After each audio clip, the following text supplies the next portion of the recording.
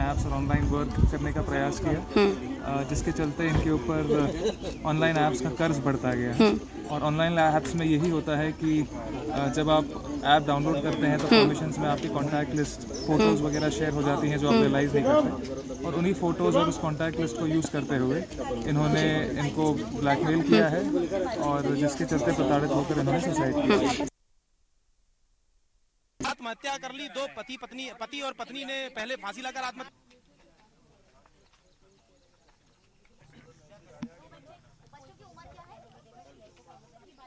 मामला online fraud का भोपाल से ये सामने आ रहा है और लगातार ऐसे मामलों में इजाफा देखने को मिल रहा है। आपको बता दें कि ये जो मामला सामने आया, ऑनलाइन ऐप के जरिए इसे नौकरी मिली और फिर ये पैसा कमाने का लालच बढ़ता गया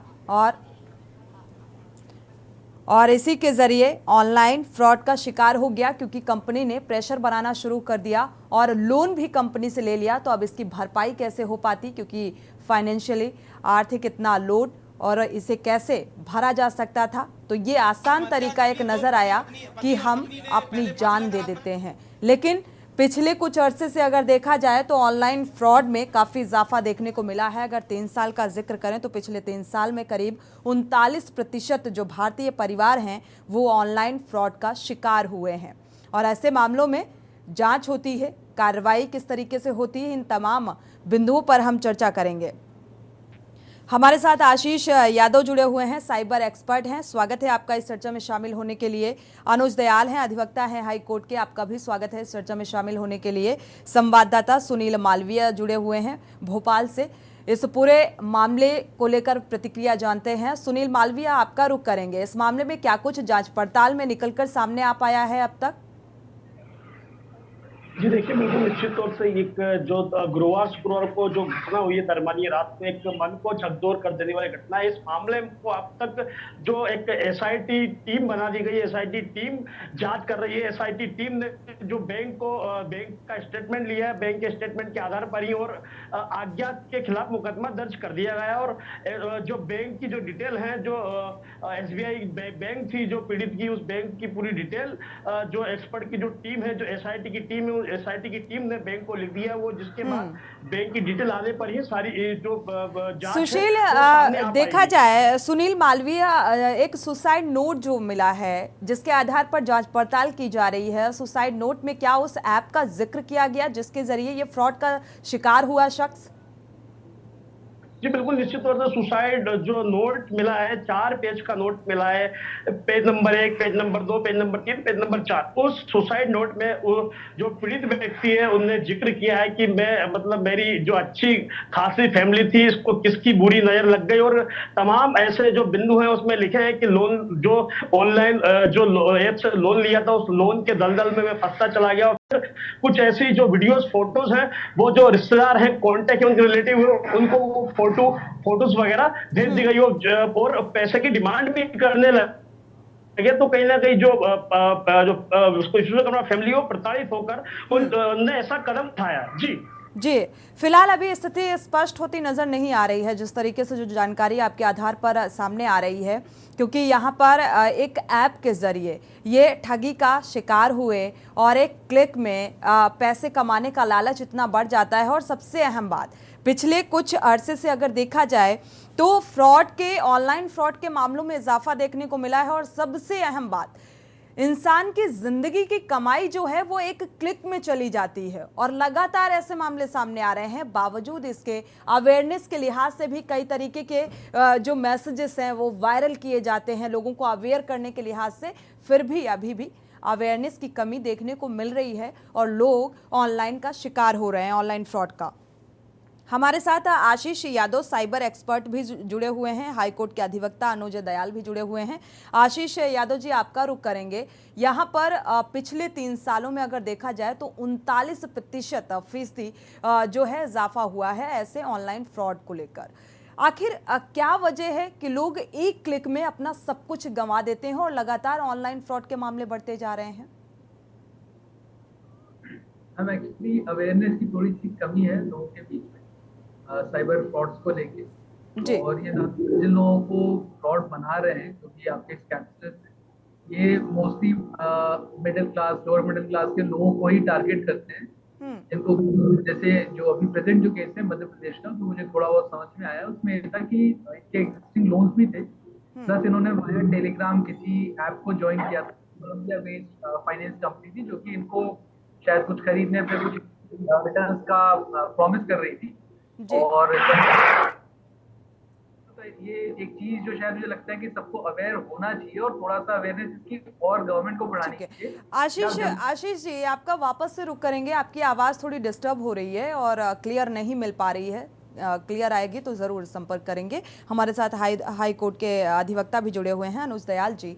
जब ऐसे मामले सामने आते हैं, जब ऑनलाइन फ्रॉड का मामला सामने आता है, तो किस तरीके से इसकी कंप्लेन करनी चाहिए और क्या कुछ कार्रवाई ऐसे मामलों में होती है, आपसे जानना चाहेंगे। इसमें दो तरीके के मोड होते हैं कंप्लेंट करने के जी। एक तो आप डायरेक्ट साइबर सेल अप्रोच करके आप उनको लिखित में कंप्लेंट दे सकते हैं, और दूसरा तरीका है कि आप जो ऑनलाइन पोर्टल है जो गवर्नमेंट ऑफ इंडिया ने निकाला है, उसमें भी आप अपलोड कर सकते हैं अपनी प्रॉब्लम, पूरी आप डिटेल में आप लिख सकते हैं, दोनों कर सकते हैं। और जहां तक प्रोसीजर की बात है, प्रोसीजर बिल्कुल एग्जैक्टली वैसे ही फॉलो होता है, कुछ सिमिलर होता है जैसे सीआरपीसी में जैसे नॉर्मल पुलिस शुरू करती है जी। लेकिन एक प्रॉब्लम एक छोटी सी ये आती है कि जो पुलिस डिपार्टमेंट के जो ऑफिशियल्स हैं जी, जिनको ये इन्वेस्टिगेट करना है, उसमें बहुत ही कम ऐसे पुलिस ऑफिसर्स हैं जिनको इस के बारे में पूरी नॉलेज है, आईटी एक्ट के बारे में, इंफॉर्मेशन टेक्नोलॉजी एक्ट के बारे में। और इवन एक्ट में भी ये प्रोवाइड करता है कि जो सीनियर ऑफिसर है, यानी डिप्टी एसपी के रैंक के जो ऑफिसर हैं, वही लोग इन्वेस्टिगेट करते हैं। तो ये जो इंफ्रास्ट्रक्चर है पुलिस का, इसमें ट्रेनिंग की जरूरत है कि number of trained police official हो, ताकि जैसे ही इसके बारे में नॉलेज मिले, जैसे ही इसके बारे में पता लगे कि ऐसा कोई साइबर क्राइम हुआ है, तुरंत उसको इन्वेस्टिगेट किया जाए। अब जैसे इसी केस में मैंने कहीं पढ़ा था कि उसने शायद कोशिश करी साइबर सेल अप्रोच करने की, लेकिन उनकी कहीं सुनवाई नहीं हुई। उनको ऐसा अधिकतर होता है जी। हाँ, उनको ऑफिसर में ले ली। तो अगर जो वहाँ के जो सबऑर्डिनेट ऑफिसर्स थे, जूनियर ऑफिसर्स थे, अगर वो सीनियर ऑफिसर नहीं थे, तो उनको गाइड कर सकते थे कि आप ऑनलाइन इसकी कंप्लेंट कर सकते हैं, गवर्नमेंट ऑफ इंडिया का पोर्टल है, वहाँ कंप्लेंट कर सकते हैं। तो अगर उनको प्रॉपर गाइडेंस मिलती और ये चीज आगे जाती, तो शायद ऐसी नौबत ना आती। बिल्कुल, ये बहुत अहम बात है, क्योंकि अक्सर ऐसा देखने को मिला है, जब भी ऑनलाइन फ्रॉड का मामला सामने आता है, प्रशासनिक स्तर पर इसे गंभीरता से नहीं लिया जाता है, कई बार कार्रवाई नहीं की जाती है, जो पीड़ित व्यक्ति है उसकी सुनी नहीं जाती है, और यही वजह है कि मुझे लगता है ऐसे मामलों में और ज़्यादा कमी के बजाय वृद्धि देखने को मिलती है।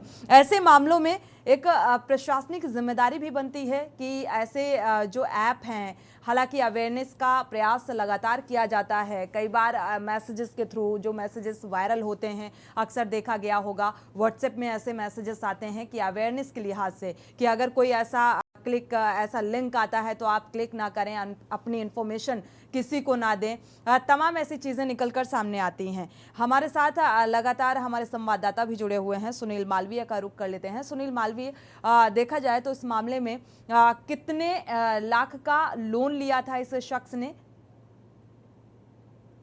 देखिए, बिल्कुल अगर अभी बात निकलकर सामने आई, इसमें जो लोन है 17 लाख करीबन बताया जा रहा है कि 17 लाख का लोन लिया था, और उसी लोन को चुकाने के लिए फिर डबल से ऑनलाइन ऐप के माध्यम से फिर एक बार और लोन ले लिया था। और लोन के चक्कर में जो एजेंट हैं कंपनी के, जो ऑनलाइन फ्रॉड करते हैं, वो तमाम प्रकार के दबाव बना रहे थे, बार बार दबाव बना रहे थे। व्यक्ति साइबर सेल है वहां के भी चक्कर काट चुका था पीड़ित व्यक्ति, लेकिन कहीं ना कहीं अगर साइबर सेल या साइबर पुलिस कहें उसको, अगर मौके पर इस तरह की जो आवेदन लेती है उस व्यक्ति का, पीड़ित व्यक्ति का, तो कहीं ना कहीं ये जो घटना हुई, ये घटना होने से रुक सकती थी। तो क्योंकि जो उसमें मोबाइल में जो कॉन्टैक्ट होते हैं, कॉन्टैक्ट के जितने भी मोबाइल में कॉन्टैक्ट है, उन कॉन्टैक्टों पर उसकी अश्लील वीडियोस और फोटोज पहुंचाई गई है, जिससे पीड़ित का मन काफी दुखी था और दुखी होकर उनने अपने 2 बच्चों को, कुल मिलाकर इस मामले को गंभीरता से नहीं लिया गया और इसका खामियाजा ये रहा कि इसे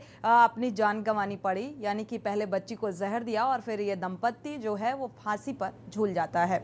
अभी जांच को लेकर कितनी गंभीरता नजर आ रही है? बिल्कुल देखिए, जैसे ही मामला प्रकाश में आनंद फाइनल में मध्य प्रदेश गृह मंत्री नरोत्तम मिश्रा ने एक एसआईटी गठित कर दी। एसआईटी उस टीम की जांच करेगी। जांच के बाद ही जो आरोपी सामने आएंगे उनके खिलाफ मामला दर्ज कर लिया जाएगा, लेकिन अभी अज्ञात में मामला दर्ज किया जा चुका है। अनुज दयाल जी, आपसे मेरा सवाल था। आशीष यादव जी, आपका रुख कर लेते हैं। आशीष जी, अगर देखा जाए साइबर ठगी के मामले भी काफ़ी सामने आ रहे हैं इस वक्त।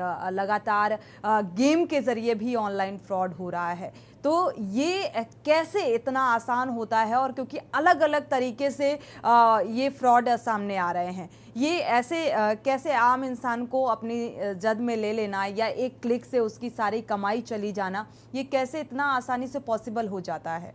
और इसके लिए क्या कुछ अवेयरनेस होनी चाहिए ताकि लोग ऐसे फ्रॉड का शिकार ना हो? मैम, आवाज आ रही है मुझे? जी, सुन पा रहे हैं। मैम देखिए, अवेयरनेस की थोड़ी सी कमी है। गवर्नमेंट की तरफ से उतने इनिशिएटिव्स नहीं है। जो प्रेजेंट केस है उसमें भी इसमें दो एक्चुअली चीजें हैं। एक तो जो उनका डेटा ब्रीच हुआ है, जो उनकी सुसाइड की मेन वजह है, वो लोन से ज्यादा है कि जो उन्होंने किसी ऐप पे लॉगिन वगैरह करा था, तो उन्होंने अपने की परमिशंस दे दी थी ऐप को, तो उसने इनका पर्सनल डेटा ले लिया, जो डेटा की फिर उस कंपनी ने इनसे पैसे मांगने के बाद जब इन्होंने नहीं दिए हैं, तो उन्होंने इनके रिलेटिव्स को या फ्रेंड्स को सर्कुलेट कर दिया, जो कि इनकी शायद मॉफ्ड इमेजेस थी या बहुत ही पर्सनल इमेजेस थी, जिसका एम्बैरेसमेंट ये फिर बेयर नहीं कर पाए और इनको कदम उठाना पड़ा है। तो हम लोगों को ये देखना पड़ेगा कि हम जो भी मोबाइल ऐप्स यूज करते हैं, फोन में आपके परमिशंस का एक अलग से सेटिंग्स में आप जाएंगे तो एक सेगमेंट है उसका, आप वहां पे कर सकते हैं कि आपने कौन सी एप्लीकेशंस को कौन सी परमिशंस दी है। क्योंकि जब हमसे परमिशन मांगते हैं तो हम अलाउ ऑल कर देते हैं और अपनी सारी परमिशंस उनको दे देते हैं, हमारा डेटा, हमारे कॉन्टैक्ट्स, मैसेजेस। और जो आप साइबर ठगी और ये जो फ्रॉड्स होते हैं, जो फाइनेंशियल होते हैं, उसमें ऐसा है कि जैसे अगर कोई लिंक है, उसमें कुछ ऐसे वायरसेस होते हैं, कुछ ऐसी फिशिंग साइट्स होती हैं, जिसमें कि अगर आप क्लिक कर देते हैं तो आपके फोन का जो कीबोर्ड होता है उसका एक्सेस हमको मिल जाता है। तो फिर उसके बाद आप जब भी कभी अपना पासवर्ड एंटर कर रहे होते हैं इंटरनेट बैंकिंग का या अपना यूपीआई का पिन डाल रहे होते हैं, तो वो उनको मिल जाता है, फिर उसका किसी भी तरीके से यूज करते हैं, आपके कार्ड की डिटेल्स उनको मिल जाती है। तो हमको हमेशा ये ट्राई करना चाहिए कि कोई भी फिशी लिंक है या अननोन सोर्स से कोई भी लिंक अगर फोन पे आता है या कोई इमेज आ रही है, कोई पीडीएफ आ रहा है, जब तक वो किसी क्रेडिबल सोर्स से ना हो, प्लीज उसको नहीं खोले, क्योंकि खोलने के बाद तो आपके फोन के एक्सेस उसकी स्टार्ट हो जाएगी। उसके बाद आप उसको नहीं कर पाएंगे कि वो क्या क्या डेटा आपके फोन से लेके जा रहा है। तो आप चाहे इंटरनेट अगर ब्राउजिंग कर रहे हैं तो ट्राई करिए कि जो क्रेडिबल वेबसाइट है वहीं पे जाएं। ऐसी वेबसाइट है जिसके बारे में आप बिल्कुल ऑल अलाउ, यानी कि ये परमिशन नहीं देनी चाहिए, क्योंकि इसी के चलते आप ऑनलाइन फ्रॉड का शिकार हो जाते हैं। और भी तमाम अहम बिंदुओं पर हम बात करेंगे कि किन किन चीज़ों का ध्यान रखना चाहिए कि ताकि ऑनलाइन फ्रॉड का शिकार ना हो। लौटेंगे एक छोटे से ब्रेक के बाद। आप देख रहे हैं के न्यूज़, खबरों का साथी।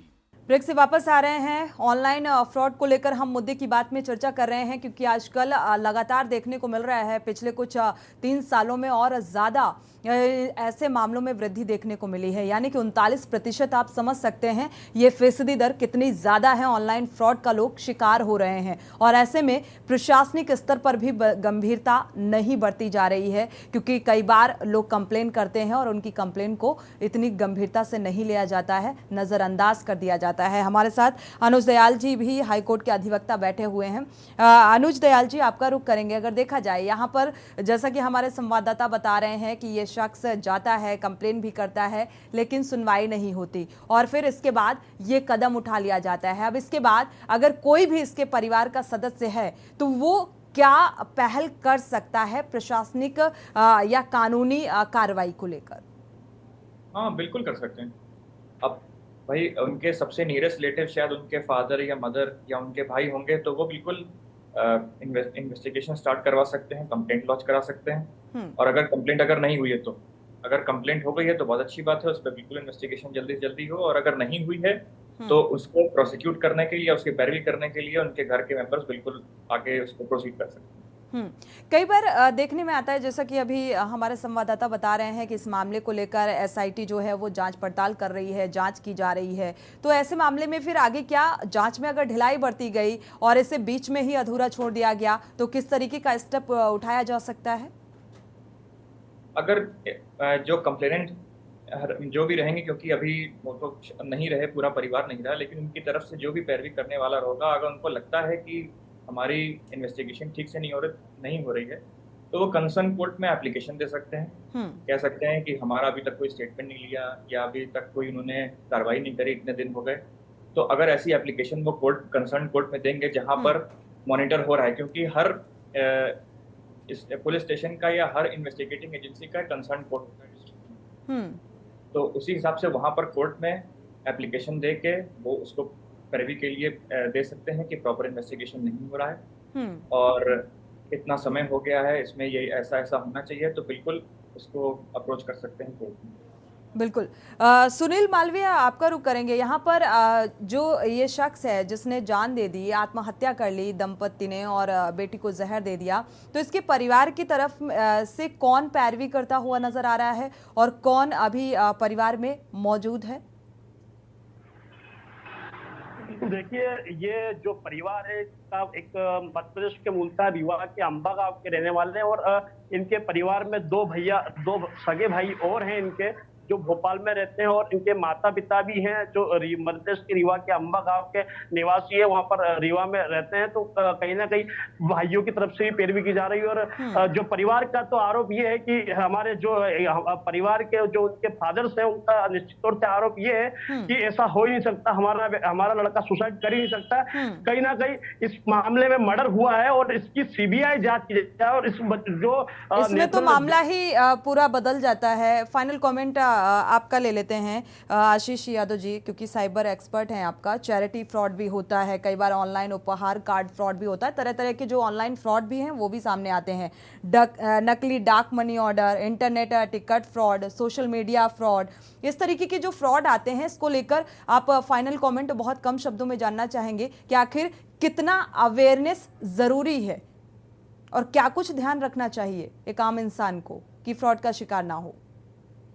मैंने कहा तो कर सकते हैं वो ये है कि जो भी क्रेडिबल सोर्सेज नहीं है उनसे कोई भी कॉल आता है, नंबर है या मैसेज आता है या मेल आता है, तो प्लीज उसके ट्रैप में नहीं फंसे। तो ल्यूक्रेटिव आपको दिख सकता है कि हाँ आपको ये मिलेगा वो मिलेगा, बट हार्ड अर्न्ड मनी ही है जो कि आप अर्न कर सकते हैं। इतना इजी आपको कोई नहीं देगा, जो देगा वो बाद में आपके साथ यही सारी चीजें करेगा।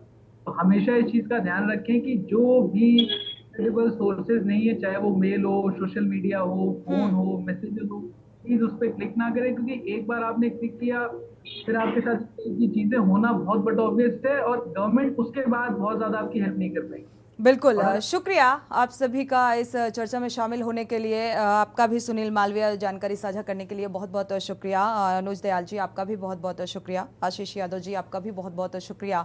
एक क्लिक में सब कुछ टिका होता है। अगर आप बिना पढ़े, बिना जाने, बिना समझे आप एक क्लिक पर क्लिक कर देते हैं तो आपकी जो वर्षों की कमाई है वो चली जाती है। इसलिए अवेयरनेस बेहद ज़रूरी है, जानकारी बेहद ज़रूरी है। अगर आपको नहीं पता तो आप जानें और इसके बाद ही क्लिक करें ताकि आप ऑनलाइन फ्रॉड का शिकार ना हो। इसी के साथ मुद्दे की बात में फिलहाल बस इतना ही। आगे खबरों के लिए आप देखते रहिए के न्यूज़ इंडिया।